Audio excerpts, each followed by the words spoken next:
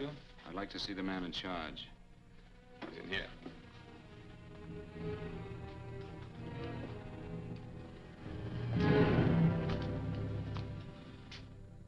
I want to report a murder. Sit down.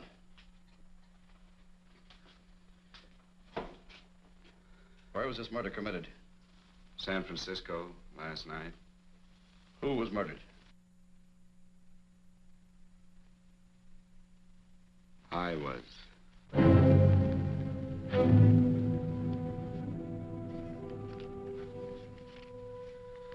Well, do you want to hear me out or don't you, Captain? I don't have very much time. Your name Bigelow? Frank Bigelow? That's right. Answer the San Francisco APB. Send it direct to Inspector Bannon at Homicide. Tell him we found Frank Bigelow. Go ahead, Mr. Bigelow. Well, this involves some other people, Captain. A number of other people. You tell it any way you like. I live in a little town called Banning out on the desert. It's on the way to Palm Springs. I have a small business there. Paula? Yes, Mr. Bigelow? Give me a copy of Miss Hollis's 48 tax return, will you? Oh, you better get the 47, too. Yes, Mr. Bigelow. I don't think we took any depreciation on that new equipment last year. No, we didn't. I remember you said we could include it all this year. Sure we can. Hey, Frank. Yeah, well. Peterson says he wants a financial statement before he can give me my loan. Hello, Kitty. I will. Well, I'm leaving for San Francisco today, but I'll be back in about a week. I'll take care of it for you then. Sure is a scorcher, isn't it? Well, I've seen him worse. Well, have a nice time, Frank. Yeah, thanks, Will. Paula, why don't you come down to the place and let me give you another permanent? Makes your hair so much easier to manage in all this heat. I can't afford it right now. Maybe next month. Yeah, here it is. No, we didn't take it. Well, we can do it this year. You work it out any way you think best. Have a nice trip, Frank. Sure, Kitty. See you when I get back. Bon voyage. Why don't you come down anyway, Paula? We'll work out a deal on that permanent. Thanks. Maybe I will. Hello? Oh, hello, Mr. Hawkins. Just a moment. Do you want him to send your ticket over? No, I'll pick it up myself. No, never mind. Mr. Bigelow will pick it up at the station. Bye.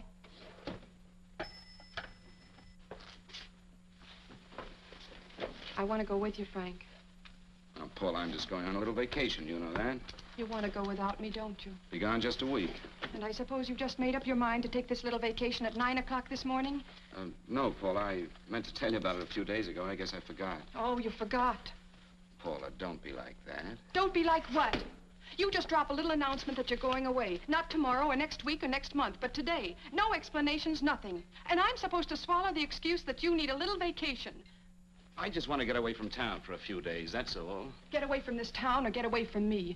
Oh, Paula, please try to understand. How can you ask me to understand anything like this? No, I'm sorry, but I don't understand. Go to San Francisco, but don't expect me to be waiting for you when you get back.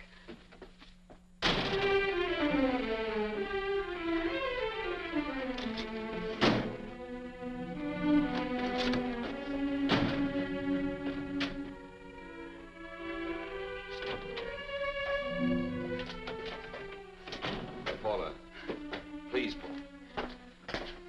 Come on, turn around, look at me.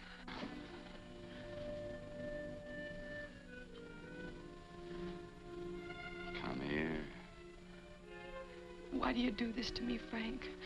Why can't you be honest with me? As honest as I am with you? Do you have to go? I have to go, Paula. I know what I'm doing. All right, go. Go anywhere you like. You can go to blazes for all I care. Paula. Paula. Yes, I know I'm being foolish. Come here.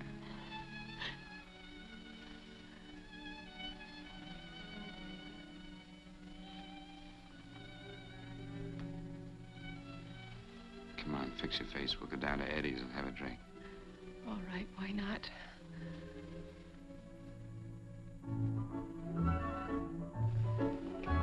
Hi, Paula. Hi, Eddie. Give us a couple of cold beers, will you? Coming up. Hi. Come on.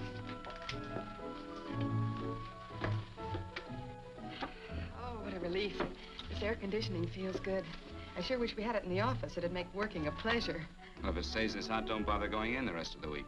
I win 2 races today. How many did you lose? And you would have to ask that. Kind of early for you two, ain't it? Too hot to work. That's what I like to hear.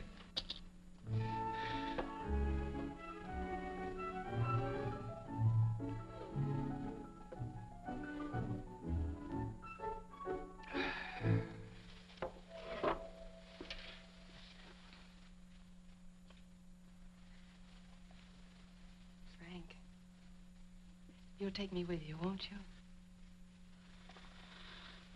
You will, won't you? Or am I crowding you? What do you mean, crowding me? Maybe you do need this week away alone. Maybe we both do. I know what's going on inside of you, Frank. You're just like any other man, only a little more so. You have a feeling of being trapped, hemmed in, and you don't know whether or not you like it. Look, Paula, I'm going to be honest with you. I care too much for you not to be honest with you. I'm as much concerned for your happiness as I am for my own. I know you've had one bad experience, Frank. I know all about it. But you don't know what it can do to 2 people, Paula. And the woman always gets hurt more than the man. I don't want you to get hurt, darling. More than anything in the world, I don't want you to get hurt.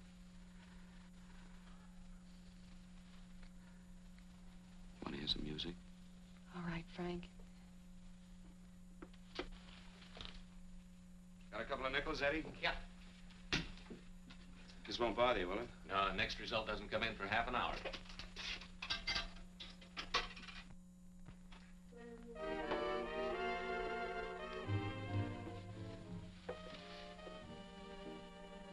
I thought that by now we'd be married.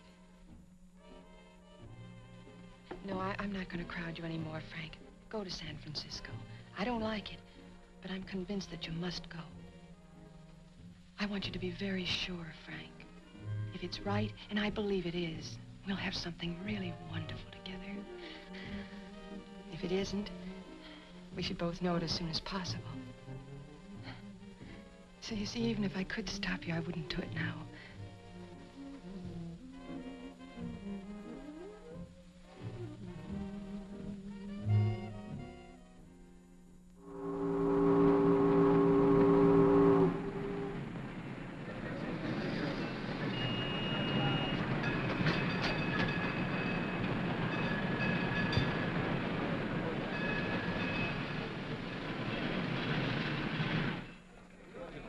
Yes, sir. My name is Bigelow. I have a reservation. Yes, sir.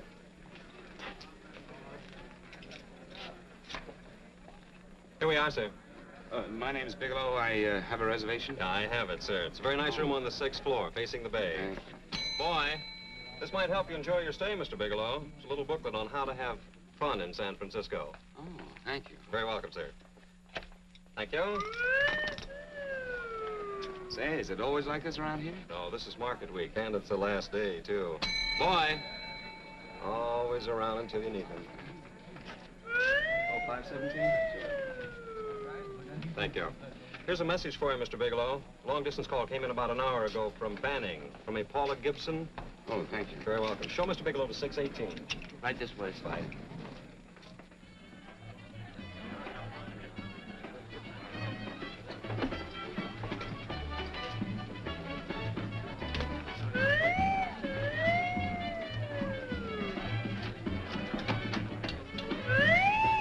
Right this way, Mr. Bigelow.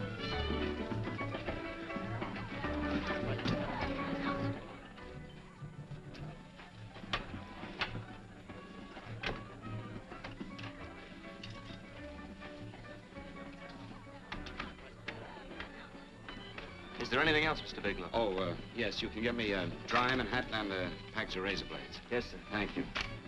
Oh, and you can leave that door open. Hello, operator. I want to speak to Miss Paula Gibson in Banning, California. Yeah, that's right. No, I'll wait. Hello? Hello, Paula. Oh, hello, Frank. How was the trip? Fine, just fine. Having a miserable time, I hope. Well, I don't know. I just got in. What was that? Market week. The place is crawling with traveling salesmen. You know, Charlie Anderson found out that you went away, and he asked me to go out with him. Oh, really? How did he make out? I'm considering it. Is that what you called to tell me? I'll have you know that this call is strictly business, Mr. Bigelow. Did a Mr. Phillips phone you? A Eugene Phillips of Los Angeles. No. He will. He phoned the office 3 times today. Said that he wanted to get in touch with you immediately. He said it's most urgent and imperative that he reach you at once. What did he want? I don't know. But he sounded deep, dark, and mysterious, and quite agitated about something. Phillips. Have we ever done any business with him? Not unless you've been keeping it a secret from me. I looked through all the accounts. Why did you tell him you could reach me here? You know I'm supposed to be on vacation. So you told me. And so I told him, dear heart. But the gentleman didn't seem to respect your temperamental moods the way I do. He was very insistent that he speak to you before it's too late, as he put it. Well, tell him you tried to get in touch with me and I've changed my plans and you can't reach me. He won't talk to me. I told him that I was your confidential secretary, but I guess I didn't sound confidential enough. So I told him that he could reach you there this evening. Well, call him back. If it's as important as he says it is, he'll talk to you. Otherwise, he'll just have to wait until I get home. My, aren't we adamant this evening? All right, shall do. And Frank, Yeah? I don't quite know how to say this. Say what? Well, what I want to say is that there's nothing you can do that you ever have to feel guilty about. Oh. Sure. Thanks, Paula. I'll call you tomorrow. Right?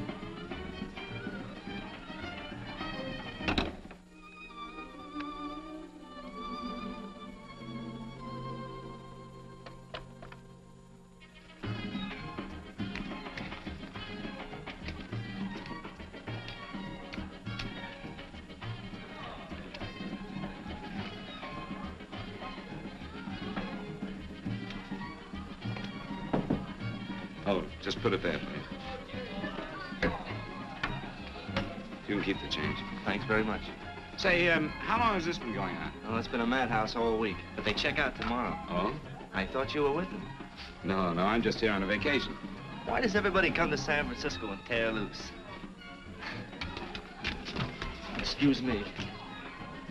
Say, I'm awfully sorry to bother you, but would you mind if I used your telephone? No, go right ahead. I'm just across the hall here. One of the boys is using my phone, and he's been on it for a half hour. I just want to call downstairs. Yeah, sure. Thank you. Room service, please. Hey, things really picked up the last few days, didn't they? You right at much business? Well, I'm not here on business. Oh, hello, room service? It's Mr. Haskell in 617. Yes, that's right. Would you send up 3 more bottles of bourbon and 2 scotch? Yes, oh, and some more ice, too. Yeah. All right, thank you. You here all alone? Yes, I just got in town. Well, why don't you join us for a drink? Well, I don't want to barge in on your party. Oh, nonsense. It's not a party. Just a few of the boys entertaining some buyers. You know, the usual thing. A few drinks and some laughs. It's no party. Come on. Well, come on. All right. I know what it's like to be all alone in a strange city. I'm Sam Haskell. I'm Frank Bigelow. You think some of these guys never been away from home before? Yeah. Hey, quiet down a minute. Hey, will you quiet down a second? I want you to meet Frank Bigelow. Hello. This is Jane Carlisle. Hello. Bill Welch. How are you, Mr. Wells? Glad to know you, Bigelow. Jane's the prettiest buyer in San Francisco. Oh, hey, I resent that. You don't think I believe him, Elaine? Well, he spreads that from coast to coast. Oh, gee. But it's good for my morale anyway. I'm George Cantwell. Glad to know you, Mr. Bigelow. Bigelow, yes. Right on much business? He's not here on business. Oh? Well, Well, why don't you get the man a drink before he dies of thirst? how about a little bourbon? Well, that's fine. Bourbon it is. Of course, Mr. Wallace. In fact, yes, Mr. Wallace.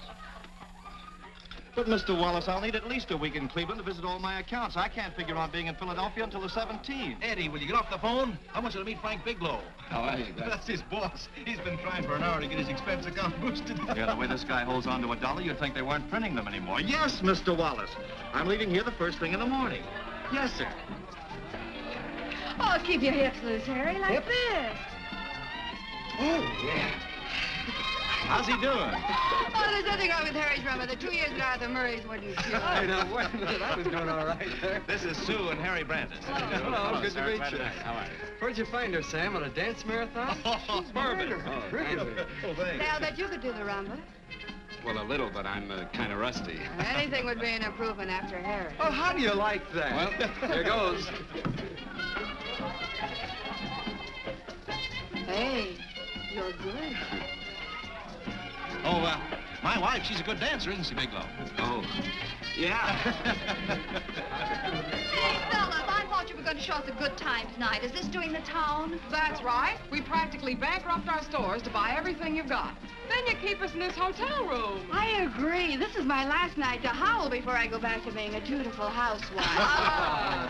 Well, it looks like we're stuck, boys. This is where we blow all our commissions in one night. Who cares? And you're coming with us, Bigelow. Oh, no, thanks. You run along. I've got to get unpacked and have dinner. Oh, no, you're not going to get away from me. Now that I found a man who can dance, I'm going to hang on to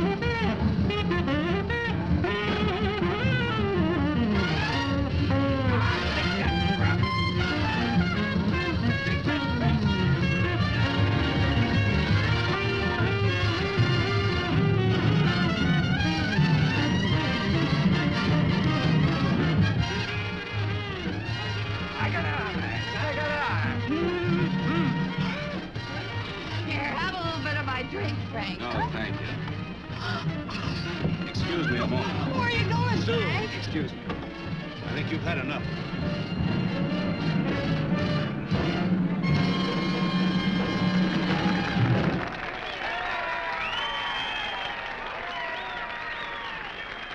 What'll it be? Bourbon and water, no ice. Nice, quiet place you got here. Wait till they hit the pitch in about an hour. That's when they really go out of their minds. Who's the blonde? Oh, she's one of the chicks that hangs around here. She's jive crazy. Come again? Oh, you ain't hip, pal. Jive crazy means that she goes for this stuff. Just between you and me, I don't get it either, but I gotta listen to it. They're all connoisseurs, music lovers. Me, I like Guy Lombardo. What's the matter with him? Oh, he's flipped. The music's driving him crazy. Come down, Jack. Oh, don't buy me, man. I'm being light. Is the blonde alone? Oh, sure, society. She always comes in alone. Drives a big convertible, wears a mink coat, but knows everybody. But she always comes in alone. Thank you. I wanted to kiss you. I tried to. Give me another blast, Leo. What's your story, Jeannie? Easy.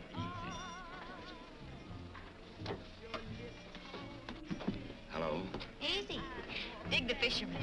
Oh, that's really silk, isn't it? Can I buy you a drink? Sure thing. Give me a blast, Leo.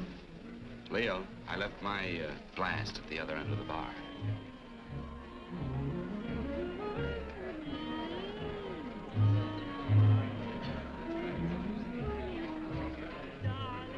My name's Jeannie. What's yours? Frank? I've never seen you here before, Frank. Well, I've never been here before.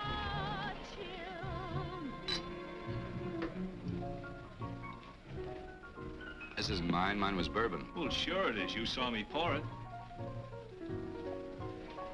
Give me a fresh drink. Anything you say. Oh, listen to that piano. Feel those vibrations. You don't get your kicks out of this, do you? I can live without it. Why do you stay here? I don't know. I bet I know. You're lonely in a big city. Oh, you don't have to go into a routine with me. I like good company, too.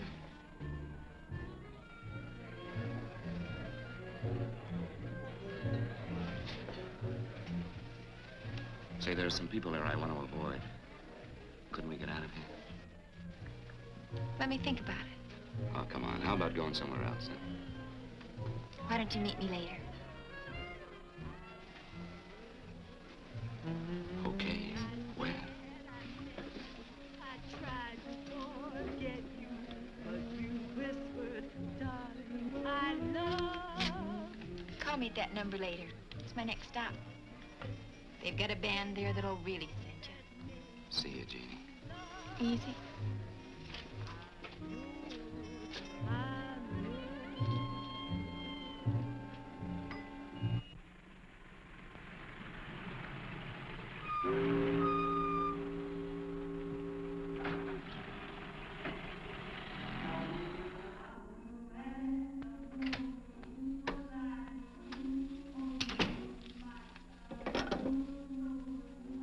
Never mind, operator.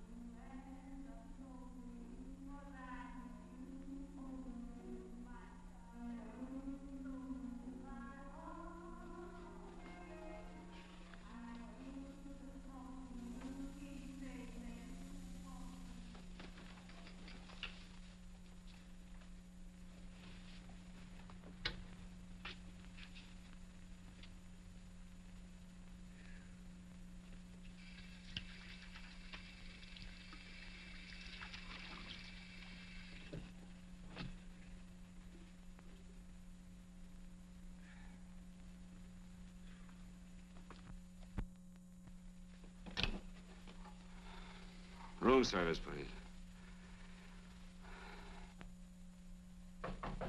Come in.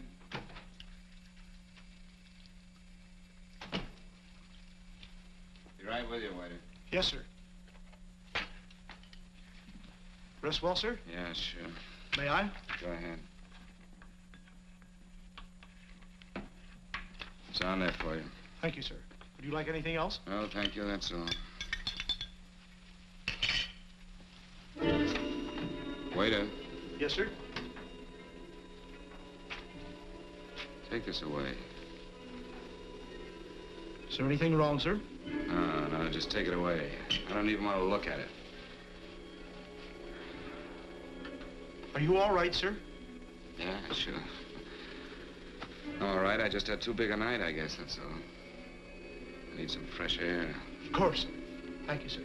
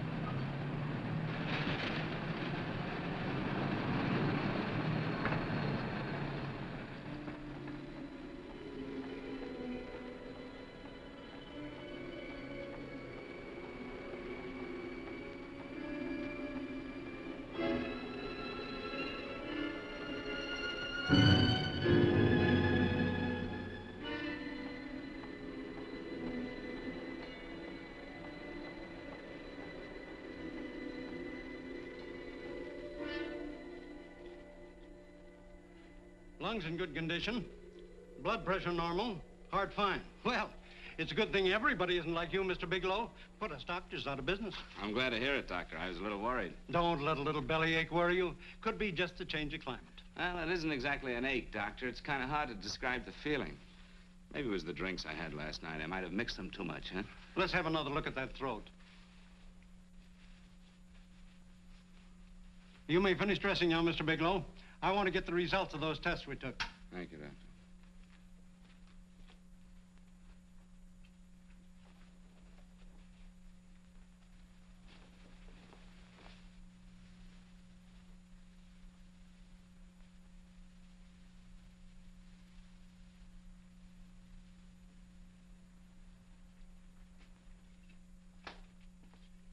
Mr. Bigelow, this is Dr. Schaefer.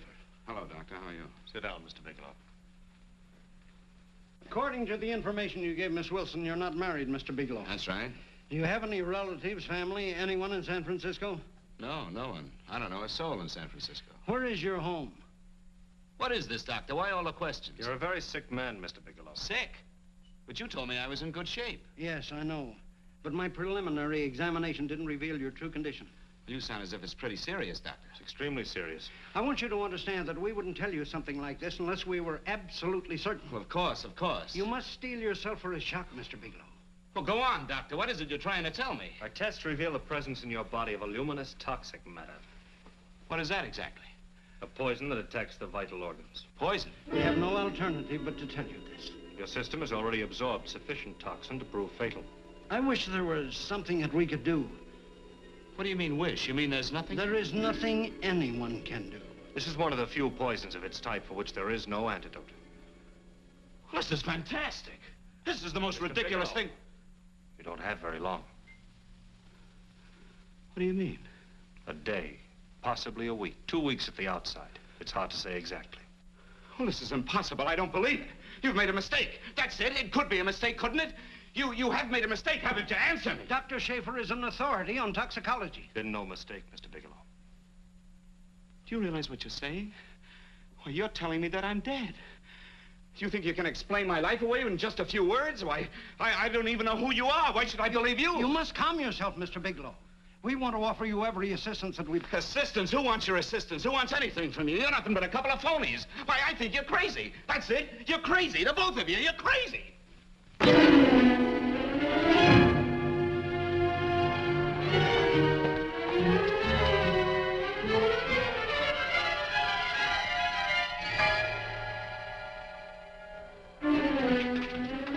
Where's the doctor? You just come in. Come on, tell me what... You've got to go to the medic before you come Get in out here. of Down. What's the trouble here? What's the matter with you? Doctor, I want you to examine me for luminous poisoning. Come right in here.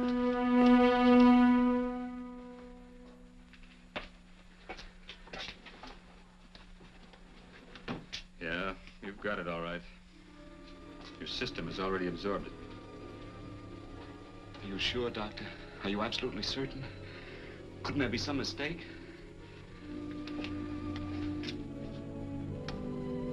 There it is.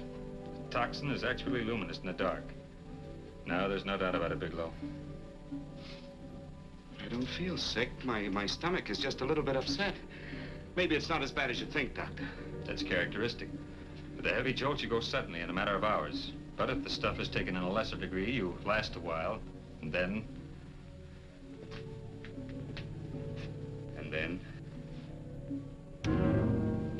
Give it to me straight, Doctor. Well, a number of things are involved. The systemic condition of the individual, the amount consumed, exertion. Yes? You won't feel too badly for a while. Then it will happen suddenly. A day, 2 days, a week at the most.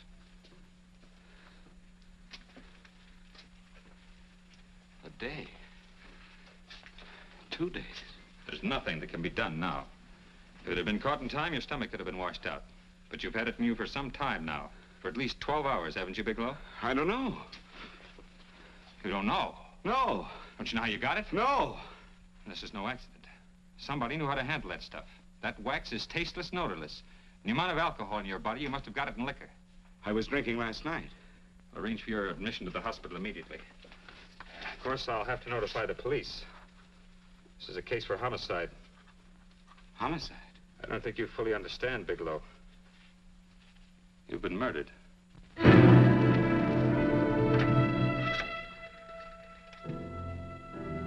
Get me police headquarters, please. Homicide Bureau.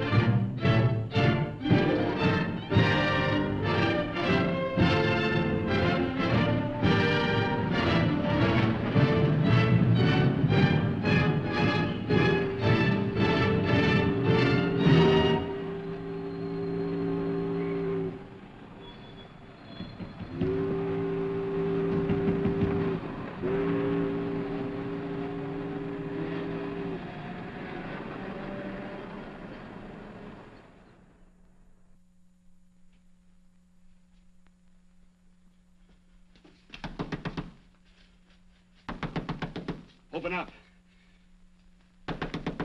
Open this door, I tell you. Open it up or I'll break it down.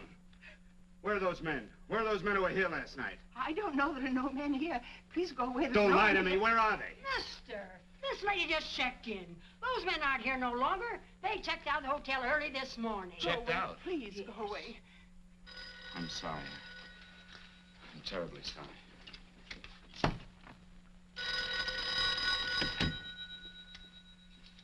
Hello? Please, Mr. Bigelow, my eardrums. Oh, hello, Paula. Your enthusiasm overwhelms me. Why haven't you phoned me, or is there a quota on telephone calls up there? I'm sorry. I've been busy. I'll bet you have. Visiting the museums, no doubt. What's happening up there that's exciting or different? Nothing, not a thing. I'll bet you miss me, but you're too stubborn to admit it. Sure. You know, if you'd like me to come up, I can pack a toothbrush and leave right away. No! Well, you don't have to snap my head off. You could at least make a pretense of missing me. I'm sorry, Paula.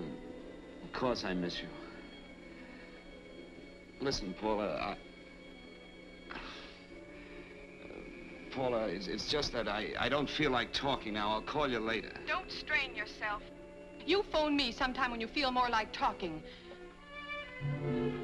Oh, by the way, I called that Mr. Phillips back. Phillips? Yes, you know, the man that tried to reach you. Well, I'm afraid you'll never know why it was so important that he speak to you. His office said he died yesterday. Frank, are you there? Did you hear me? Died? When? Yesterday. So you won't have to bother your little head about him anymore. You can just go ahead and have fun. Paula, what did he die from? Do you know? I suppose he died from whatever people usually die from. Well, didn't they tell you? Don't you know? What are you getting so excited about? You said you didn't even know the man. Listen, where's his office located? What difference does it make? You can't talk to him now. I told you the man's dead. Paula, will you stop talking so much and tell me where his office is? All right. It's the Phillips Importing and Exporting Company, Bradbury Building, Los Angeles. Bradbury Building, Los Angeles. That's right. Say, this is really a switch. Listen, if you want to reach me, I'll be in Los Angeles. Are you out of your mind? I'm sorry, Paula. I've got to hurry. Wait a minute. Where in Los Angeles? The Allison Hotel. Goodbye, Paula.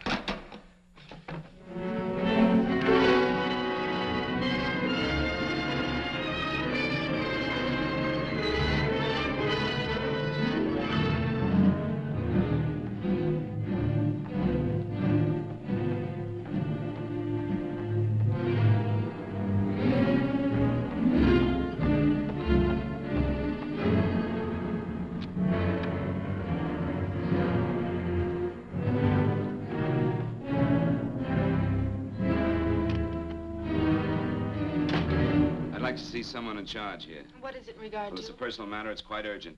Perhaps Mr. Halliday can help you. Who's he? He's our controller. Your name, please? Bigelow. Mr. Bigelow to see you. Send him in. Go right in, please. That door.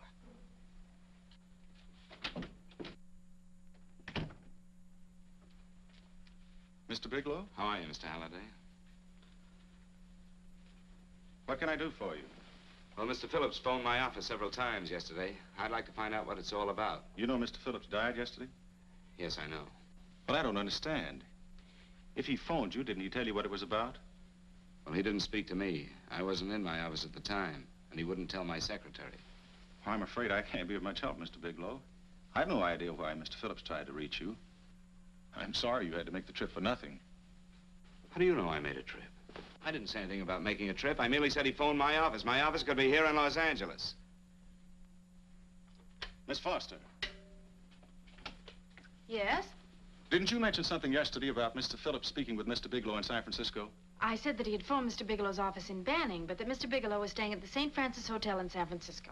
I'm sorry you misunderstood me. Do you know why Mr. Phillips called? No, I don't. All right, thank you, Miss Foster. You can understand that we've been somewhat upset around here. Now, if you don't mind,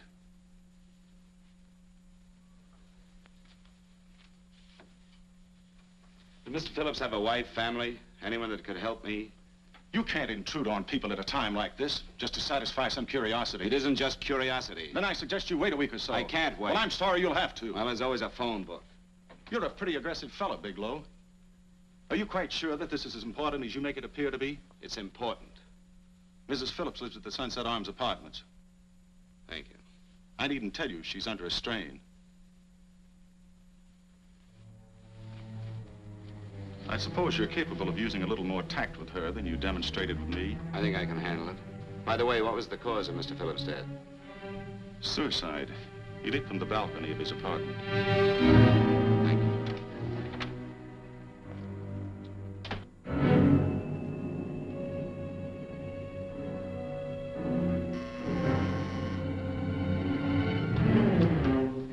Come in, Mr. Bigelow.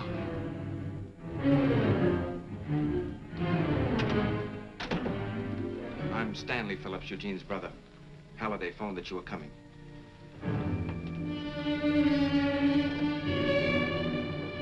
This is my sister-in-law, Mrs. Phillips.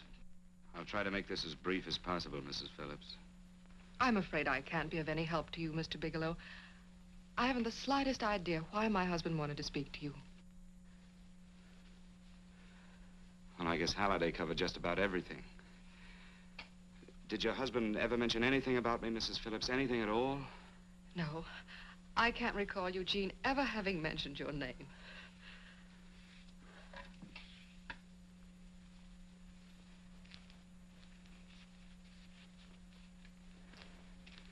I hate to ask you this, Mrs. Phillips, but it's of vital importance to me. Do you know why your husband committed suicide? Oh. You're certainly not the most diplomatic person in the world, are you, Bigelow? Were you a friend of my brother's? I never met him.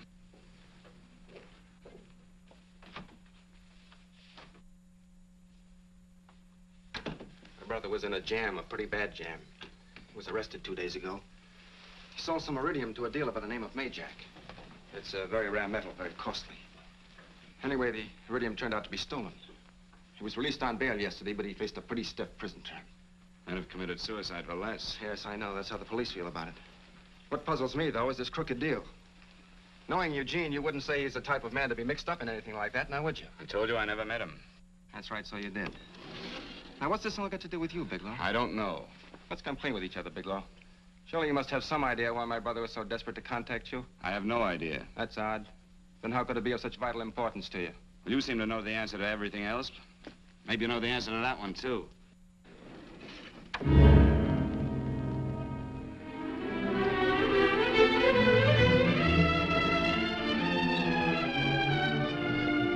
There's a message here for you to call operator 82 at Banning. Oh, thank you. Show Mr. Bigelow to room 821. Say, would you have the operator put this call through to my room right away? I'll take it up there. Thank you. Hello, operator. Here, I'll call you if I need anything. Thank you, sir. Hello, Paula? Well, Sinbad, I'd just about given you up for lost. Now, do you mind telling me just why you rushed down to Los Angeles? I can't explain it to you just now, Paula. I just can't explain it. What's going on, Frank? You don't even sound like yourself. Well, I'm just a little tired, Paula, that's all. But I miss you. Oh, Frank. I can't tell you how good it is to hear you say that. And here I was worrying that I'd lost my charm. When are you coming home, Frank? Soon, Paula. I'll be home soon. I'll go right out and get myself a permanent so I'll be pretty when you see me. Hey, guess what? I found that Phillips name in your notarial ledger. Notarial ledger? Yes, of all places. I remember now I made the entry myself. You had notarized a paper one morning before I came to work. What kind of paper was it? A bill of sale for a George Reynolds made out to Eugene Phillips of Los Angeles.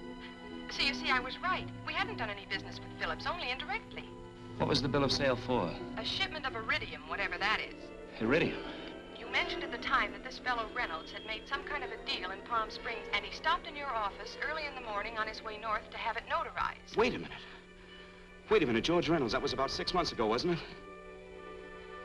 That's right, 6 months ago. Thanks, Paul. Oh, goodbye. Goodbye.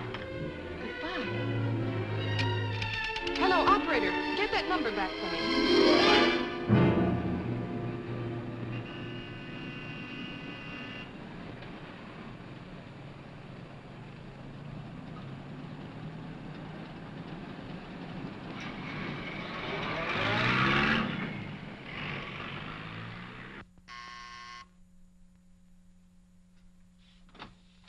I've got to talk to you, Mrs. Phillips. Please, go away. I want to be left alone. But I found out why your husband wanted to see me. It was in connection with a bill of sale. Come in. Thank you. What do you know about a man named George Reynolds? George Reynolds? Yes. Why, that's the man my husband claimed sold him the iridium. And what did Reynolds claim? Reynolds disappeared. Yes? About 2 months ago, my husband grew suspicious that something was wrong. Since then, he tried in every way to locate Reynolds, but could find no trace of him. But I don't get it. Your husband could have proved he made a legitimate deal by showing the bill of sale he got from Reynolds. Then there was a bill of sale? Yes, of course there was. My husband swore there was, but at the time of his arrest, he couldn't find it. It was mysteriously missing. Well, then, if your husband could have shown proof, it would have been George Reynolds who would have faced the prison term. Eugene was convinced that Reynolds had stolen the bill of sale. He was the only one who had reason to eliminate evidence of the transaction. Thank you, Mrs. Phillips. Thank you very much. You've been very helpful. Oh, if you'd only come sooner, Mr. Bigelow. My husband might be alive today. I know.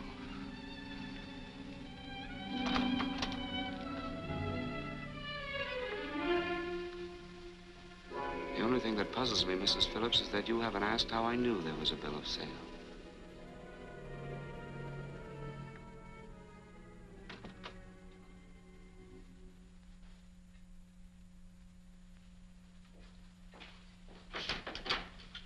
Mr. Holliday isn't in. He should be back shortly. I think you're the one who can help me, Miss Foster. Mr. Phillips tried to reach someone else before he called me yesterday, didn't he? Why don't you ask Mr. Holliday? Obviously, Mr. Holliday wasn't here yesterday, or he wouldn't have had to learn from you that Phillips called me. And you're the logical person to know who else Phillips called. I don't believe that's any of your business, Mr. Bigelow. Don't think you're revealing anything confidential, Miss Foster. I know that he tried to reach somebody else. Mrs. Phillips told me. You're bluffing, Mr. Bigelow. I don't know what you're after, but you're trying to trick me. Mrs. Phillips didn't tell you a thing. How do you know that? Mrs. Phillips knows nothing about it. She doesn't. Well, why wouldn't she? Wait a minute. I was talking about George Reynolds. Who did you think I meant? Just who is it that Mrs. Phillips doesn't know I about? told you before, that's none of your business. All right, young lady, I'm going to give it to you straight. Phillips was murdered. Murdered? I don't believe you. He told me because he needed me to clear him. Phillips was innocent. Innocent men don't have to jump out of windows. Murdered? Just who are you trying to protect, Miss Foster? Why are you so afraid to tell the truth? I'm not protecting anybody. I haven't any more to say. All right, young, listen to me. This thing is going to explode wide open. If you've got nothing to hide, you better start talking. Or maybe you are mixed up in No! this. Well, then, come on. Mr. Phillips called Marla Rakubian. He went to see her yesterday morning. Who's Marla Rakubian? She's a model. She and Mr. Phillips used to be quite friendly, but he hadn't been seeing her for quite some time. Come on. For the last couple of months, he'd been trying to locate her and finally learn where she lived yesterday morning. When he returned from seeing her, he was terribly upset and excited. That's when he had me put in the calls for you. When he couldn't reach you, he went home. The last time I saw him alive. Give me Marla Rakubian's address. I don't think Mr. Phillips realized I was aware of his friendship with Marla Rakubian, and out of respect for him, I never intended to tell anybody. I had no idea that she had anything to do with the trouble he was in. I admire your discretion, Miss Foster. You know, you must be pretty friendly with Stanley, Miss Foster. He knew how desperately his brother tried to reach me yesterday, and he wasn't even here at the time. And now you seem to know all about what happened in Mrs. Phillips' apartment.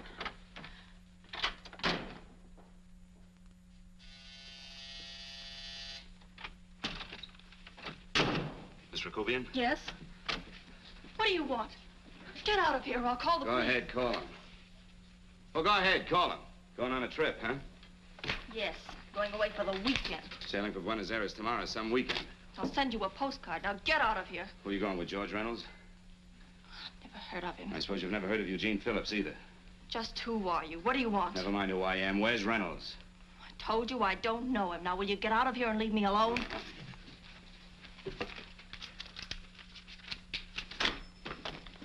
So you never heard of George Reynolds, huh? And don't try to tell me that this isn't him because I've seen him. If you think you can scare me, you're crazy. Look, I know that Phillips came here yesterday. And right after he left, he was pushed out of a 6-story window. Pushed? Phillips committed suicide. Your playmate Reynolds murdered Phillips. And then he went up to San Francisco to get me. Because I knew about a certain bill of sale. I don't know what you're talking about. You're in this right up to your pretty little neck. I'm not mixed up in anything. Get your hands up. Drop that picture on the couch. Turn around. Don't get any ideas because I'm not afraid to use this. Give me your wallet.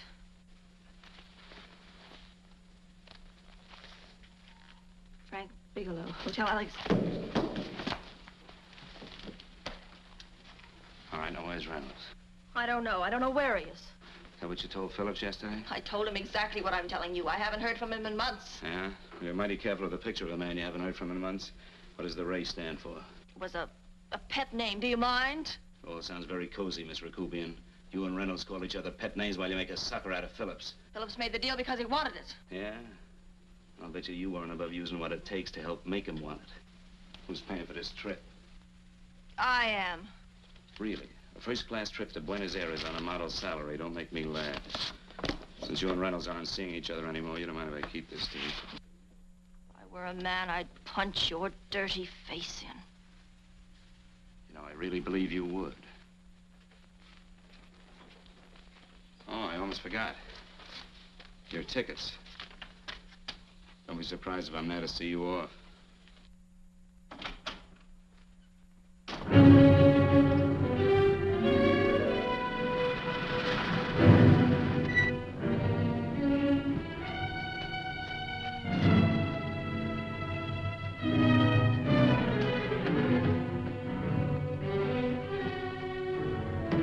Angelo. Angelo!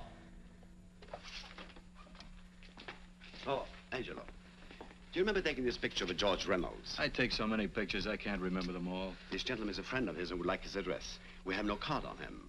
I don't think we ought to do that. He's willing to pay $20 for it. That's the paper we used last year. Of course, you understand we usually don't give out the information about our clients. I know, you're a couple of high-class fellas. Thank you. Revealing anything confidential is against the ethics of our establishment. That's right. Honesty is the best policy. Of course. But in your case, inasmuch as you're a personal friend of Mr. Reynolds... Thanks. I knew you'd come through. Got it. Here it is. We don't have his address. He must have called for the picture. But he couldn't have been a very good friend of yours, mister, because his name is not George Reynolds. It isn't? Well, what is it? It's a... Huh? Oh. Here. It's Raymond Rakubian. Rakubian? What's so unusual about that? The picture's signed Ray, isn't it? Yeah. Yeah. Thanks.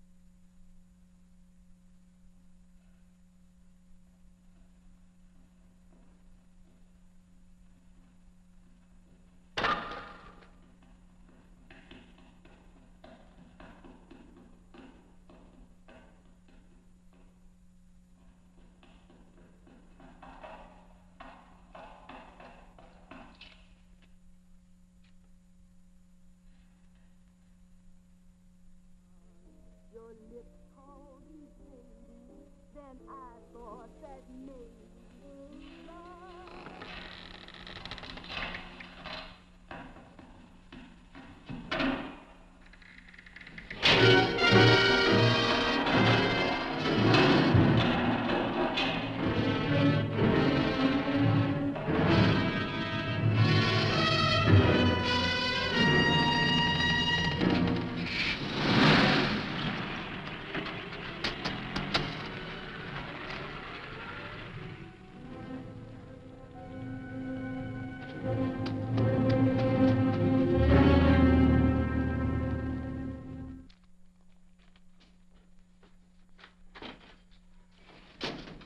Bigelow, are you all right? Can I get you anything? No, thanks. Do you know this man? No, I don't think so. Are you sure you've never seen him? I'm quite sure. Does the name Raymond Rakubian mean anything to you?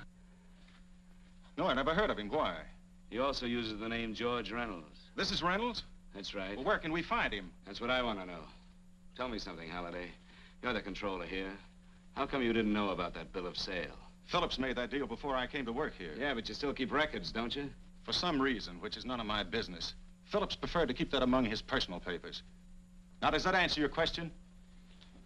You came in here today asking for some information that you needed, and I tried to be as cooperative as I could. But now you're beginning to annoy me. So get out before I throw you out.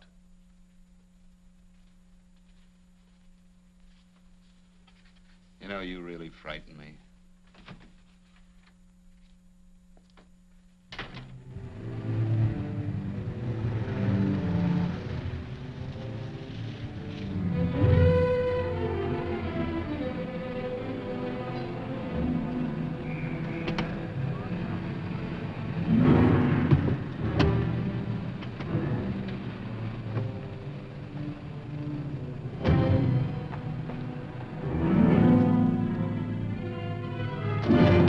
It's about time you showed up, Bigelow. Go ahead, Dave.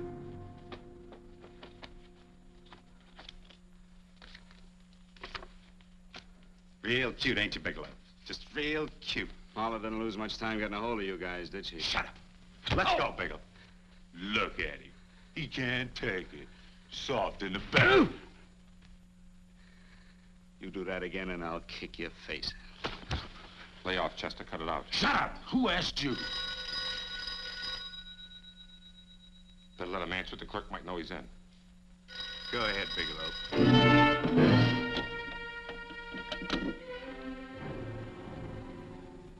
Hello? Frank. Frank, why did you hang up on me? I've been trying to get you for hours. I'm sorry, Paula. I was in a hurry. Well, don't be in such a hurry this time. You didn't give me a chance to finish what I had to say. What's the name? I wanted to tell you that McGowan was in hollering his head off because you didn't go over the books. Tell McGowan to get another auditor. Sure. Sure, I'll just do that little thing and lose the best paying account we've got. Do as I tell you, Paula. Frank, are you drunk? Paula, how much we got in the bank? About $2,200. Draw it out tomorrow. Sure. Then what do? Skip town without paying our bills? Forget the bills. You know that coat you always wanted? Buy it. You are drunk. You know, if I didn't have such a good character, I'd be tempted to take advantage of your intoxicated state, Mr. Bigelow. I'm not drunk, Paula. Well, then don't tell me that one day away from me can affect you this way. Cut it short. Paula, Yes? I'm sorry I left you. I never realized how much I love you. But I know it now. Oh, Frank, darling, I love you too so very much. Please come home. I miss you terribly. I said cut it short. I'd just love to let you have it, Bigelow. Let's go, Chester. This guy's kept us waiting long enough now. Walk in front of me, Bigelow. And keep your mouth shut. If you so much as look cross-eyed at anybody, I'll blow the back of your skull out.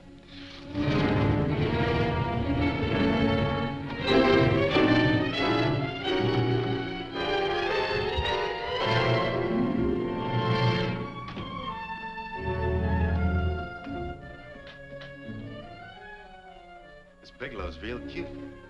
He wanted to get tough with Chester. He don't know Chester. Did you get the picture? Don't I always get what Mr. Majak sends me after? Majak? That's right. I'm the dealer who bought the iridium from Phillips. I get it. You have Rakubian unload stolen stuff on Phillips with the help of Marla here, and then you buy it back from him. Oh, you certainly made a sucker out of Phillips. What is it, Mr. Bigelow?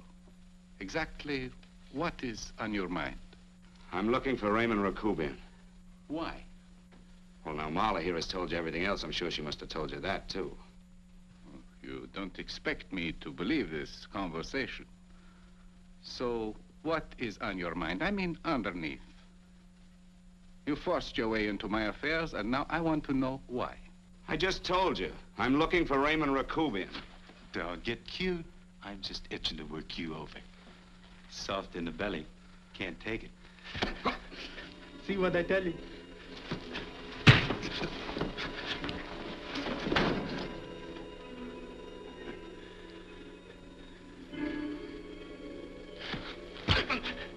Can't do that to Chester. I'm gonna blow your guts out. Easy. Lay off, Chester, not now. Look at him. He's so scared of Chester, he'd talk now. He's not afraid, Chester. You can tell from a man's eyes when he is afraid. Look at his eyes.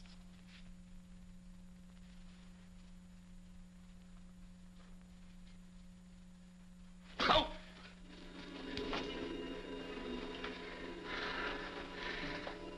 I'm telling you, Majak, you better keep him away from me or he's really gonna have to use that gun.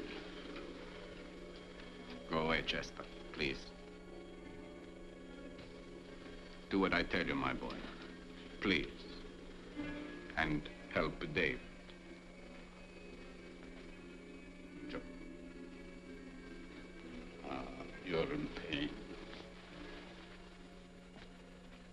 unfortunate boy. He's psychopathic. He's unhappy unless he gives pain. He likes to see blood. Come with me, Mr. Bigelow.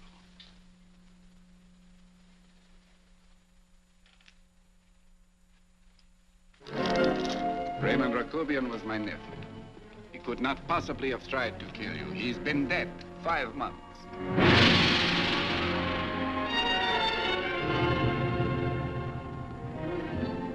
I'm afraid you have been sidetracked. Provided it is true that somebody made an attempt on your life. Somebody made an attempt again today. I had no reason to kill you, believe me. What do you mean you had no reason? I notarized a certain bill of sale. You notarized the bill of sale for Reynolds, not Rakubian. Now, what I told you was true. I had no reason to kill you. That's a closet, Mr. Bigelow. And under other circumstances, you could go home now. But now you present a problem. You know too much, and I am in danger. Chester! Suppose I were able to prove to you that I only want to find the person who tried to kill me, and I won't cause you any trouble. You know I can go to jail for 10 years for this little business. 10 years. At my age, that's my life. That means my entire life. With my life, I do not take chances. I am sorry, believe me. You want Joe to go with you? No. Just Bigelow and me. And baby makes 3. But Major... Goodbye, Mr. Bigelow, and forgive me. Let's go, Bigelow. I guess you won't be there to see me off.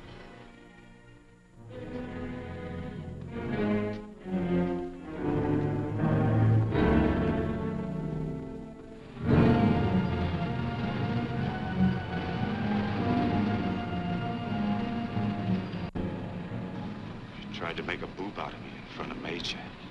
You shouldn't have done that, Bigelow. I don't like that. I'm going to enjoy this, Bigelow. I've done jobs like this before. I knocked off guys I could like. But I don't like you, Bigelow. I never liked that puss of yours from the minute I seen it. Yeah.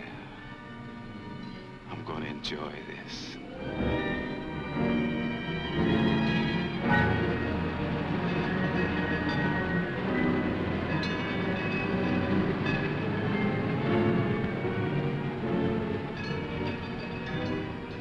Scared yet, are you, Bigelow? But you'll be scared. Good and scared. I think I'll give it to you in the belly. You don't like it in the belly?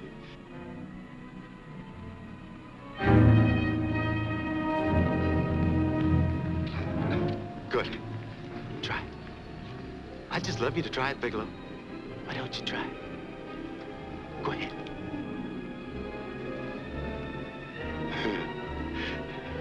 Didn't have the nerve, did you, Bigelow? Yeah. I think I'll give it to you right in the belly.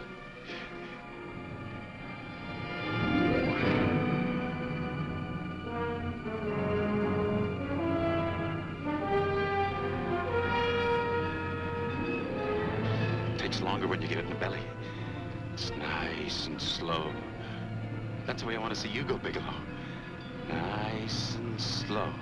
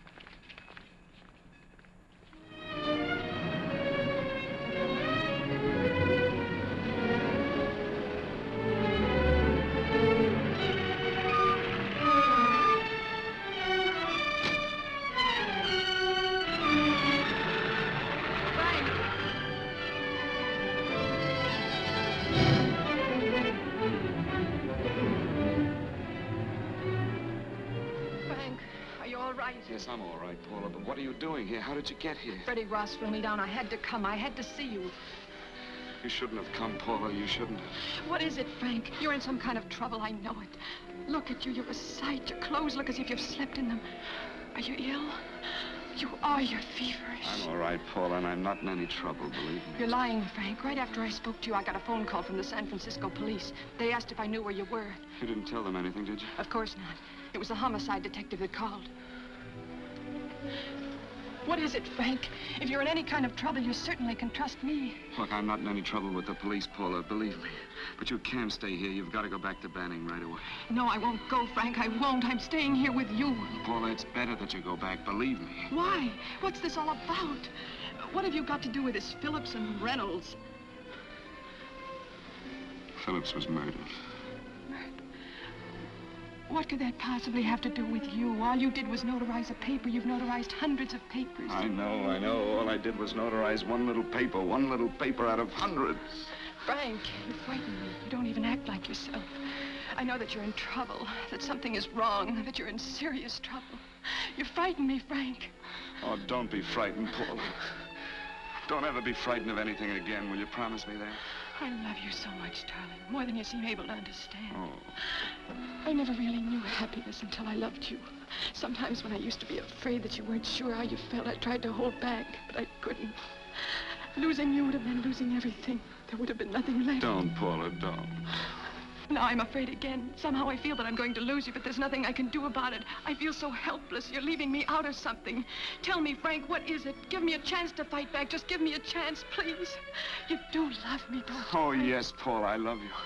I never was more certain of anything in my life. I wasn't sure before. I was a little blind, I guess, but believe me, I'm sure now. Can you understand that, Paula? I understand. A man can be like that, Paula. Something has to happen. It can be a big thing or a little thing, but it can make him realize how much someone means to him, how much he really loves her. Oh, and I love you, Paula. More than I ever thought it possible to love anyone in the world, I love you. Then why won't you tell me about this trouble you're in? Why won't you try to let me help you? You can't help me, Paula. You don't want my help. Oh, Paula, there's nothing you can do. Will you believe me? So will you please go home, please? No, Frank. I won't go. I know you're in trouble. I can't leave you like this. All right, Paula, look, wait for me in the lobby of the hotel, and I'll be back for you soon, I promise. You promise? You're sure? Yes, Paula, I promise. Is that a new outfit? Yes. Oh, it's beautiful.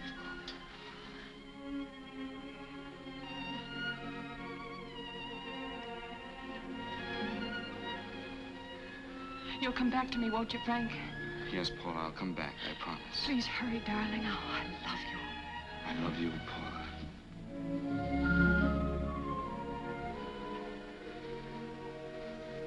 Goodbye, Paula.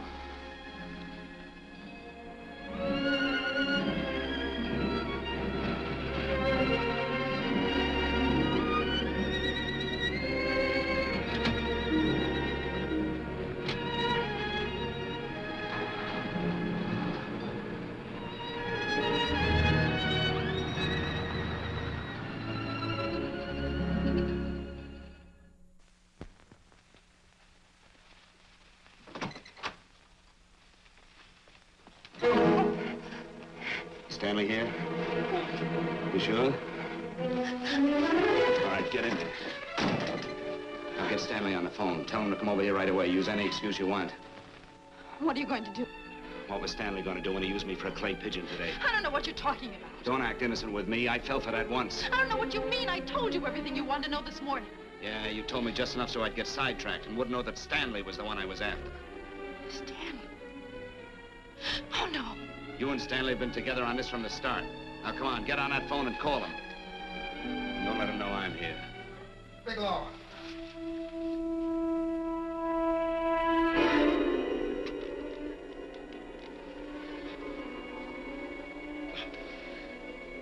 You've been sidetracked, all right. But it was the poor bereaved little widow who did it. Miss Foster found this letter this afternoon. It's in my brother's desk at the office. It's postmarked 2 years ago. It isn't exactly the kind of a letter that a married woman gets from a casual friend. I'm sure my brother wasn't aware that they were so well acquainted when he hired Halliday. What's the matter with him? He hasn't hadn't felt right since dinner. Where did he have dinner? At Mrs. Phillips' apartment. Halliday was there, too, and Stanley confronted them with that letter. Did you have anything to drink? Yes, why? How long ago? Half an hour ago, just before I came here. Miss Foster, get on the phone, call the emergency hospital. Have them get an ambulance over here right away. What? Tell them to prepare a stomach wash for luminous poisoning. Luminous poisoning? Go on, do what I tell you. You may still have a chance to save his life. But I... Go on!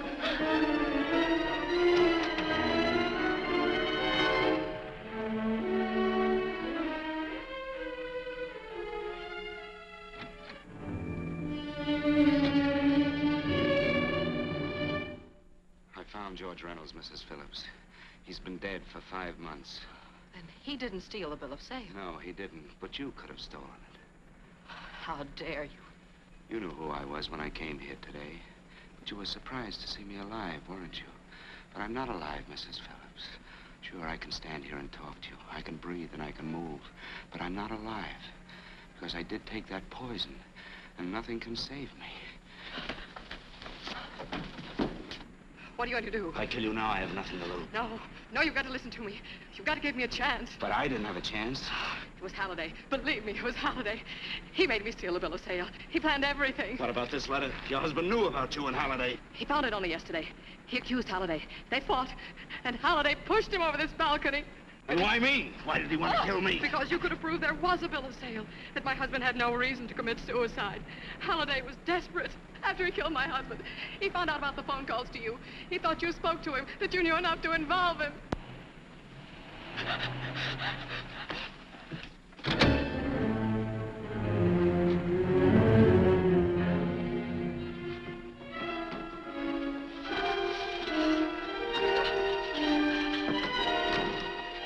Where's Halliday?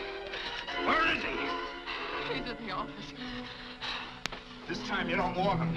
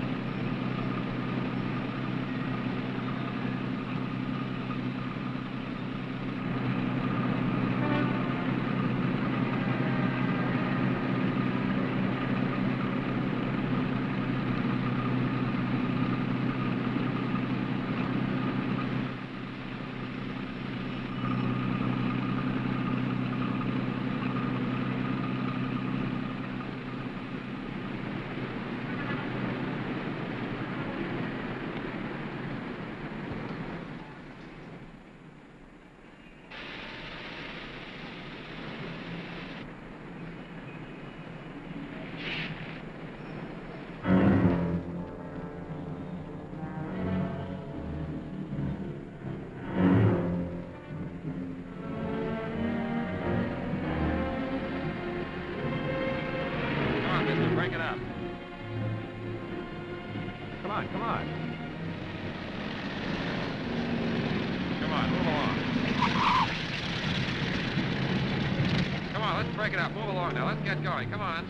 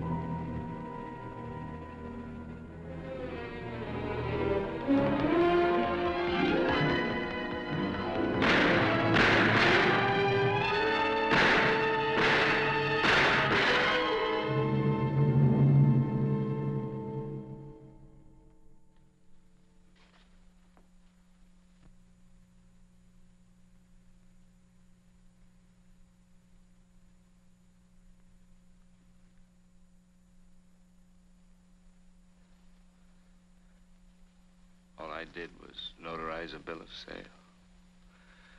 But that piece of paper could have proven that Phillips didn't commit suicide. He was murdered. And that's why Halliday poisoned me.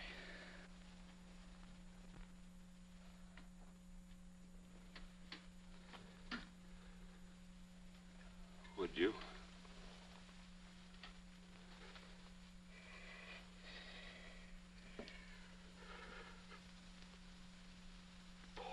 Paula.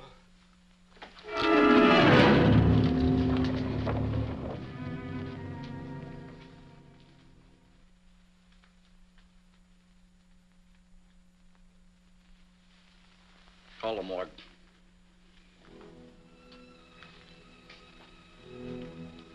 Johnson, you go to the Allison Hotel, find Paula Gibson. Don't tell her anything. I'll break it to her.